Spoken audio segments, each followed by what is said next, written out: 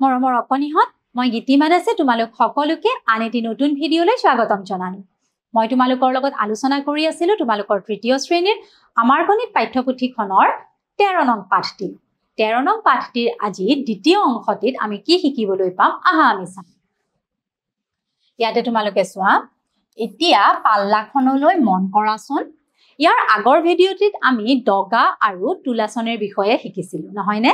এতিয়া আমি কি কৰিম, এই পাল্লাখনলৈ মন কৰিম। তোমালোক নিশ্চয় সকলোৱে এই পাল্লাখন দোকানত দেখা পাইছা।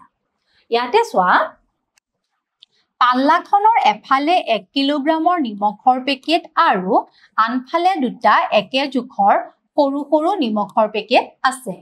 এই পাল্লাখনৰ এইফালে আমি কি দেখা পাইছো, 1 কিলোগ্ৰামৰ এটা নিমখৰ পেকেট আছে আৰু আনটো ফালে কি আছে, সৰু সৰু দুটা নিমখৰ পেকেট আছে।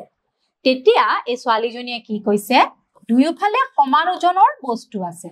ছোৱালীজনীয়ে কৈছে যে এইফালে 1 কিলোগ্ৰামৰ এটা নিমখৰ পেকেট আছে আৰু এইফালে দুটা নিমখৰ পেকেট আছে সৰু সৰু, কিন্তু দুয়োফালে কি আছে, সমান ওজনৰ বস্তু আছে।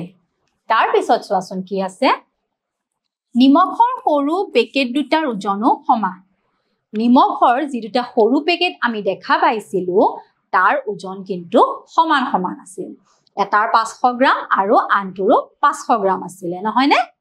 তাৰ পিছত চোৱা কি আছে, ইয়াতে কৈছে এইবাৰ সৰু পেকেট কেইটাৰ ওজন কিমান হ'ব চিন্তা কৰাচোন।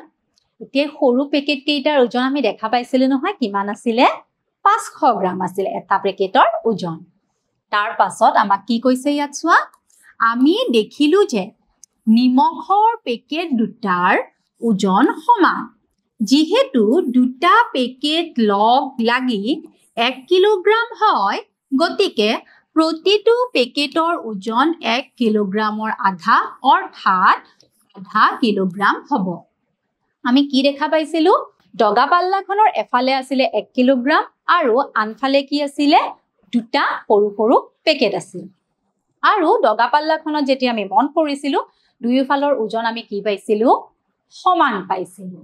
সেইবাবে আমাক কি কৈছে চোৱা, যিহেতু দুটা পেকেট লগ লাগি 1 কিলোগ্ৰাম হৈছে, আমি দেখা পাইছিলো নহয় 500 গ্ৰামৰ দুটা পেকেট আছিল আৰু সেই দুটা পেকেট লগ লাগি 1 কিলোগ্ৰাম হৈছিল। যিহেতু দুটা পেকেট লগ লাগি 1 কিলোগ্ৰাম হয়, গতিকে প্ৰতিটো পেকেটৰ ওজন 1 কিলোগ্ৰামৰ আধা। তাৰ মানে এফালে আছিলে কি 1 কিলোগ্ৰামৰ এটা পেকেট আৰু আনটো ফালে দুটা পেকেট আছিলে। যিহেতু সেই দুয়োটা পেকেট লগ লাগিহে 1 কিলোগ্ৰাম হৈছিল, তাৰ মানে এই সৰু এটা পেকেটৰ ওজন 1 কিলোগ্ৰামৰ আধা অৰ্থাৎ আধা কিলোগ্ৰাম। এইখিনি নিশ্চয় এতিয়া তোমালোকে বুজিব পাৰিলা। তাৰ পিছত চোৱা কি আছে, ইয়াতে কি কৈছে এইবাৰ, আধা কিলোগ্ৰামৰ পেকেট এটাত ওজনটো কেনেদৰে লিখা থাকে চাওঁ আহা। এতিয়া আধা কিলোগ্ৰামৰ পেকেটত ওজনটো কেনেদৰে লিখা হৈ থাকে আমি চাম। ইয়াতে চোৱা, আধা কিলোগ্ৰাম সমান 500 গ্ৰাম। তাৰ মানে আধা কিলোগ্ৰামৰ ওজন কিমান হয়, 500 গ্ৰাম।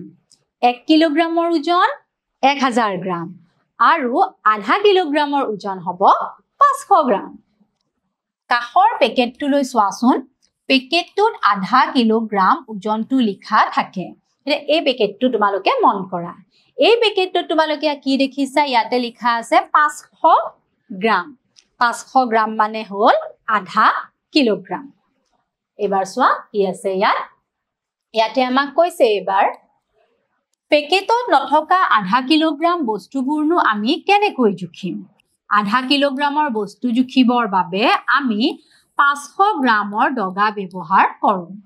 এতিয়া কিছুমান বস্তু পেকেটত পোৱা যায় আৰু পেকেটত ওজনটো লিখা হৈ থাকে, কিন্তু যিবোৰ বস্তু পেকেটত নাথাকে সেই বস্তুবোৰ আমি আধা কিলোগ্ৰাম জুখিবৰ বাবে কি কৰিব লাগিব, 500 গ্ৰামৰ দগা ব্যৱহাৰ কৰিব লাগিব।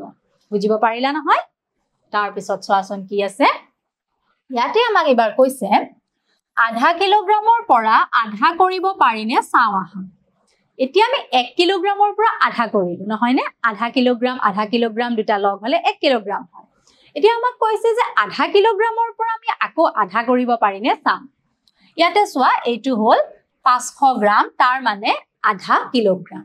আৰু এইফালে আমি কি দেখা পাইছো 250 গ্ৰাম 250 গ্ৰাম ইয়াতে 500 গ্ৰামৰ এটা পেকেট আছে আৰু আনটো ফালে 250 গ্ৰামৰ দুটা সৰু পেকেট আছে তাৰ মানে আধা কিলোগ্ৰামকো আমি আধা কৰিব পাৰো নহয় নে কেনেকৈ আধা কৰিম 500 আধা হল 250 তাৰ মানে 500 গ্ৰাম বা আধা কিলোগ্ৰামটোক আমি 250 গ্ৰাম হিচাপত আধা কৰিব পাৰো তাৰ পিছত এবাৰ চোৱাচোন ইয়াতে কি কৈছে আমাক ইয়াতে কৈছে 500 গ্ৰামৰ চাহপাতৰ পেকেটটোৰ ওজন কেইটা সৰু পেকেটৰ ওজনৰ সমান এতিয়া তোমালোকে ইয়ালে মন কৰা এটো হল 500 গ্ৰামৰ চাহপাতৰ পেকেট এই 500 গ্ৰামৰ চাহপাতৰ পেকেটটো সমান হবৰ বাবে সৰু পেকেট কেইটা আমাক লাগিব কেইটা হ'ব দুটা সৰু পেকেটৰ ওজনৰ সমান তাৰ পিছত চোৱা প্ৰতিটো চাহপাতৰ সৰু পেকেটৰ ওজন কিমান এতিয়া চোৱা ইয়াতে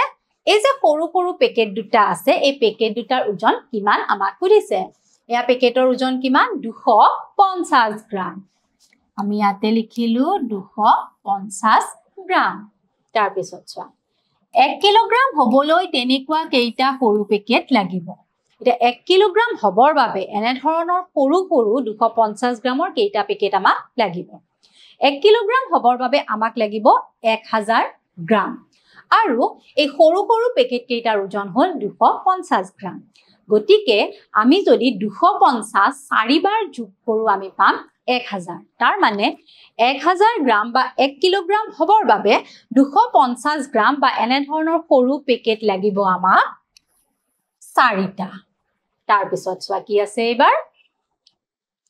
এইবাৰ আমাক ইয়াতে কি কৈছে তোমালোকে ঘৰলৈ কিনি অনা বিস্কুট চাউল চেনি নিমখ আটা দাইল আদি বিভিন্ন বস্তুৰ ওজনবোৰ অনুমান কৰি আধা কিলোগ্ৰামতকৈ বেছি আৰু আধা কিলোগ্ৰামতকৈ কম বস্তুবোৰৰ তালিকা প্ৰস্তুত কৰা এতিয়া তোমালোকে কি কৰিবা ঘৰলৈ যিবোৰ বিস্কুট আটা চেনি চাউল নিমখ আদি কিনি আনে নহয় সেই বস্তুবোৰৰ তোমালোকে এটা অনুমান কৰিবা যে সেইবোৰ যিখিনি বস্তু ঘৰলৈ কিনি আনিছে তাৰ ওজন আধা কিলোগ্ৰামতকৈ বেছি নে আধা কিলোগ্ৰামতকৈ কম আৰু তাৰে এখন তালিকা তোমালোকে প্ৰস্তুত কৰিবা তাৰ পাছত কৈছে 250 গ্ৰাম ওজনৰ বিভিন্ন বস্তুৰ তালিকা প্ৰস্তুত কৰা আৰু 250 গ্ৰাম ওজনৰ বিভিন্ন বস্তুৰ তালিকা প্ৰস্তুত কৰিব লাগিব এতিয়া কিছুমানৰ ঘৰত আমি প্ৰায় দেখা পাও কি চাহপাতৰ পেকেটটো 250 গ্ৰামৰ থাকে হালধিৰ পেকেট থাকে 250 গ্ৰামৰ তাৰ পাছত জিৰা ধনিয়া আদিৰ পেকেট বিলাকো 250 গ্ৰামৰ অনা থাকে নহয় নে গতিকে তোমালোকে চাবা আৰু তাৰ এখন তালিকা প্ৰস্তুত কৰিবা এতিয়া নিশ্চয় তোমালোকে আধা কিলোগ্ৰামৰ বিষয়েও ভালদৰে বুজিব পাৰিলা আজিলৈ মই আহিছো মই আকৌ আহিম তোমালোকৰ মাজলৈ এই পাঠটিৰ আন এটি নতুন অংশলৈ ধন্যবাদ